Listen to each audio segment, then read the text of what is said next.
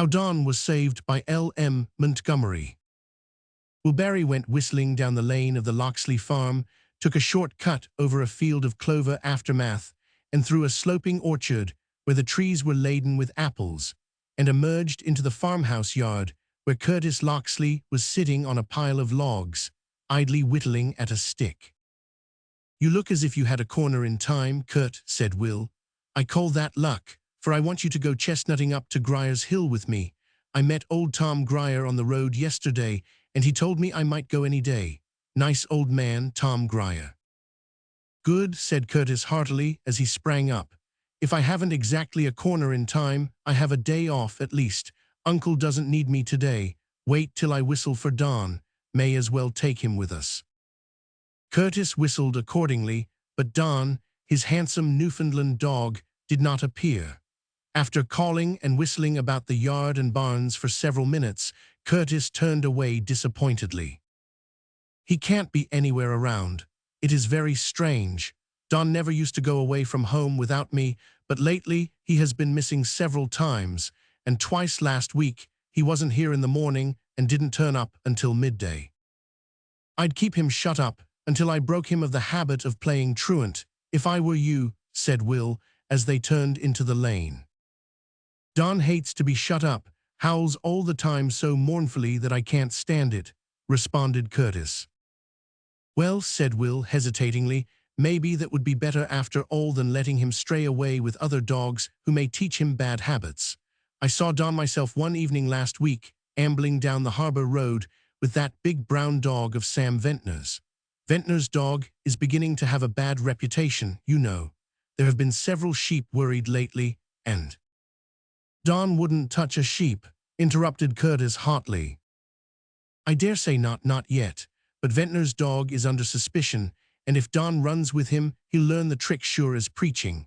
The farmers are growling a good bit already, and if they hear of Don and Ventnor's dog going about in company, they'll put it on them both. Better keep Don shut up a while, let him howl as he likes."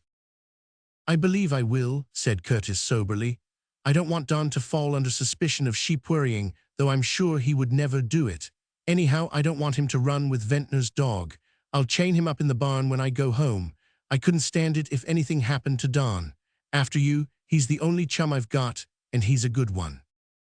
Will agreed. He was almost as fond of Don as Curtis was, but he did not feel so sure that the dog would not worry a sheep. Will knew that Don was suspected already, but he did not like to tell Curtis so. And of course, there was as yet no positive proof, merely mutterings and suggestions among the Bayside farmers who had lost sheep and were anxious to locate their slayer. There were many other dogs in Bayside and the surrounding districts who were just as likely to be the guilty animals, and Will hoped that if Don were shut up for a time, suspicion might be averted from him, especially if the worrying still went on. He had felt a little doubtful about hinting the truth to Curtis, who was a high-spirited lad and always resented any slur cast upon Don much more bitterly than if it were meant for himself. But he knew that Curtis would take it better from him than from the other Bayside boys, one or the other of whom would be sure soon to cast something up to Curtis about his dog. Will felt decidedly relieved to find that Curtis took his advice in the spirit in which it was offered. "Who have lost sheep lately?" queried Curtis, as they left the main road and struck into a wood path through the ranks of beeches on Tom Grier's land. "Nearly everybody on the Hollow farms," answered Will. "Until last week, nobody on the hill farms had lost any, but Tuesday night old Paul Stockton had 6 fine sheep killed in his upland pasture behind the fir woods. He is furious about it, I believe, and vows he'll find out what dog did it and have him shot." Curtis looked grave. Paul Stockton's farm was only about a quarter of a mile from the Locksley homestead, and he knew that Paul had an old family grudge against his Uncle Arnold, which included his nephew and all belonging to him. Moreover, Curtis remembered with a sinking heart that Wednesday morning had been one of the mornings upon which Don was missing. "But I don't care," he thought miserably. "I know Don didn't kill those sheep." "Talking of old Paul," said Will, who thought it advisable to turn the conversation, "reminds me that they are getting anxious at the harbor about George Finley's schooner, the Amy Reed. She was due 3 days ago, and there's no sign of her yet, and there have been 2 bad gales since she left Morro. Oscar Stockton is on board of her, you know, and his father is worried about him. There are 5 other men on her, all from the harbor, and their folks down there are pretty wild about the schooner." Nothing more was said about the sheep, and soon, in the pleasures of chestnutting, Curtis forgot his anxiety. Old Tom Grier had called to the boys as they passed his house to come back and have dinner there when the time came. This they did, and it was late in the afternoon when Curtis, with his bag of chestnuts over his shoulder, walked into the Locksley yard. His uncle was standing before the open barn doors, talking to an elderly, grizzled man with a thin, shrewd face. Curtis's heart sank as he recognized old Paul Stockton. What could have brought him over? Curtis called his uncle, "Come here." As Curtis crossed the yard, Don came bounding down the slope from the house to meet him.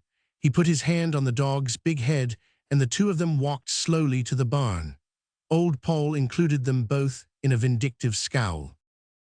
"Curtis," said his uncle gravely, "here's a bad business, Mr. Stockton tells me that your dog has been worrying his sheep." "It's a," began Curtis angrily. Then he checked himself and went on more calmly. "That can't be so, Mr. Stockton. My dog would not harm anything. He killed or helped to kill 6 of the finest sheep in my flock," retorted old Paul. "What proof have you of it?" demanded Curtis, trying to keep his anger within bounds. "Abner Peck saw your dog and Ventnor's running together through my sheep pasture at sundown on Tuesday evening," answered old Paul. "Wednesday morning, I found this in the corner of the pasture where the sheep were worried. Your uncle admits that it was tied around your dog's neck on Tuesday." And old Paul held out triumphantly a faded red ribbon. Curtis recognized it at a glance. It was the ribbon his little cousin, Lena, had tied around Don's neck Tuesday afternoon. He remembered how they had laughed at the effect of that frivolous red collar and bow on Don's massive body. "I'm sure Don isn't guilty," he cried passionately. Mr. Locksley shook his head. "I'm afraid he is, Curtis. The case looks very black against him, and sheep stealing is a serious offense." "The dog must be shot," said old Paul decidedly. "I leave the matter in your hands, Mr. Locksley. I've got enough proof to convict the dog, and if you don't have him killed, I'll make you pay for the sheep he worried." As old Paul strode away, Curtis looked beseechingly at his uncle. "Don mustn't be shot, uncle," he said desperately. "I'll chain him up all the time, and have him howling night and day as if we had a brood of banshees about the place," said Mr. Locksley sarcastically. He was a stern man with little sentiment in his nature and no understanding whatever of Curtis's affection for Don. The Bayside people said that Arnold Locksley had always been very severe with his nephew. "No, no, Curtis, you must look at the matter sensibly. The dog is a nuisance and must be shot. You can't keep him shut up forever, and if he has once learned the trick of sheep worrying, he will never forget it. You can get another dog if you must have one. I'll get Charles Pippy to come and shoot Don tomorrow. No sulking now, Curtis. You are too big a boy for that. Tie the dog up for the night and then go and put the calves in. There is a storm coming. The wind is blowing hard from the northeast now." His uncle walked away, leaving the boy white and miserable in the yard.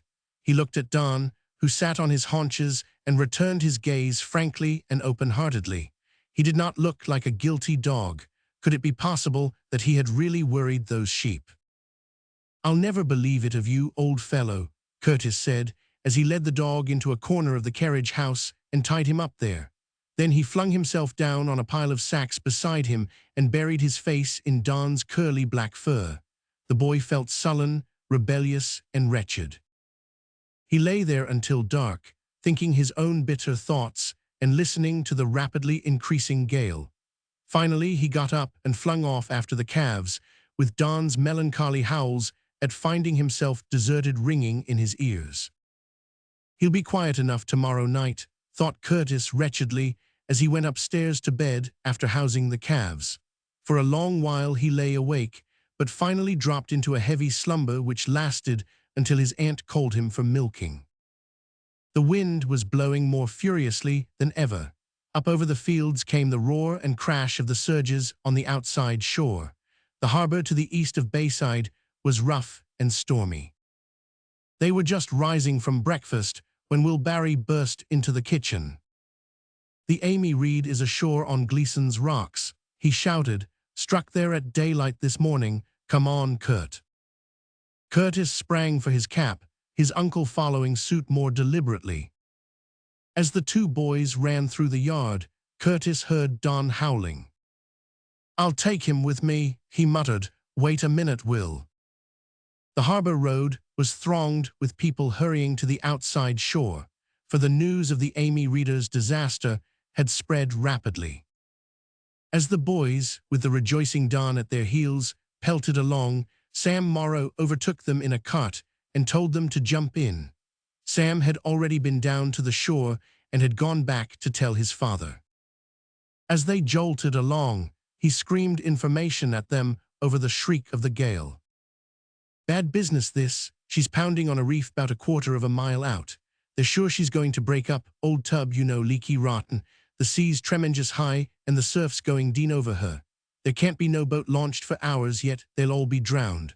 Old Paul's down there like a madman, offering everything he's got to the man who'll save Oscar, but it can't be done." By this time they had reached the shore, which was black with excited people. Out on Gleeson's Reef, the ill-fated little schooner was visible amid the flying spray. A grizzled old harbor fisherman, to whom Sam shouted a question, shook his head. "No, can't do nothin'. No boat seed live in that surf for a moment. The schooner'll go to pieces mighty soon, I'm feared. It's terrible. Terrible to stand by and watch your neighbors drown like this." Curtis and Will elbowed their way down to the water's edge. The relatives of the crew were all there in various stages of despair, but old Paul Stockton seemed like a man demented. He ran up and down the beach, crying and praying. His only son was on the Amy Reed, and he could do nothing to save him. "What are they doing?" asked Will of Martin Clark. "Trying to get a line ashore by throwing out a small rope with a stick tied to it," answered Martin. "It's young Stockton that's trying now. But it isn't any use. The cross-currents on that reef are too powerful." "Why, Don will bring that line ashore," exclaimed Curtis. "Here, Don. Don, I say." The dog bounded back along the shore with a quick bark. Curtis grasped him by the collar and pointed to the stick, which young Stockton had just hurled again into the water. Don, with another bark of comprehension, dashed into the sea.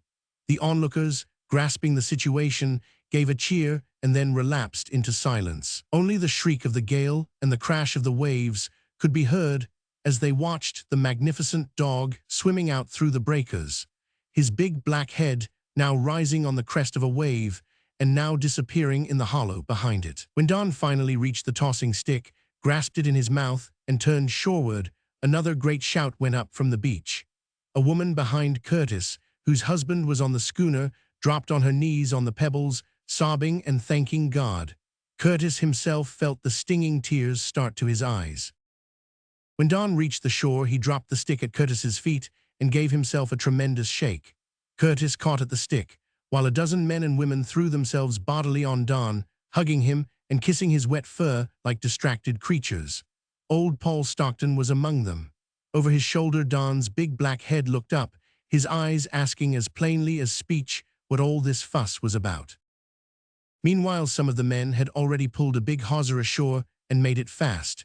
In half an hour, the crew of the Amy Reed was safe on shore, chilled and dripping.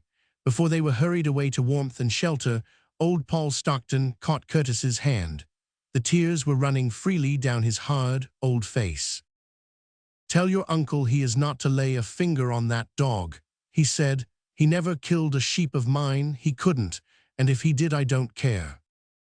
He's welcome to kill them all, if nothing but mutton'll serve his turn." Curtis walked home with a glad heart. Mr. Locksley heard old Paul's message with a smile. He, too, had been touched by Don's splendid feat. "Well, Curtis, I'm very glad that it has turned old Paul in his favor, but we must shut Don up for a week or so, no matter how hard he takes it. You can see that for yourself. After all, he might have worried the sheep. And anyway, he must be broken of his intimacy with Ventnor's dog. Curtis acknowledged the justice of this, and poor Don was tied up again. His captivity was not long, however, for Ventnor's dog was soon shot. When Don was released, Curtis had an anxious time for a week or two. But no more sheep were worried, and Don's innocence was triumphantly established. As for old Paul Stockton, it seemed as if he could not do enough for Curtis and Don. His ancient grudge against the Locksleys was completely forgotten, and from that date, he was a firm friend of Curtis. In regard to Don, old Paul would say, "Why, there never was such a dog before, sir, never. He just talks with his eyes, that dog does. And if you just seen him swimming out to that schooner, Bones, yes, sir, every time that dog comes here he's to get the best bones we've got for him, and more'n bones, too. That dog's a hero, sir, that's what he is."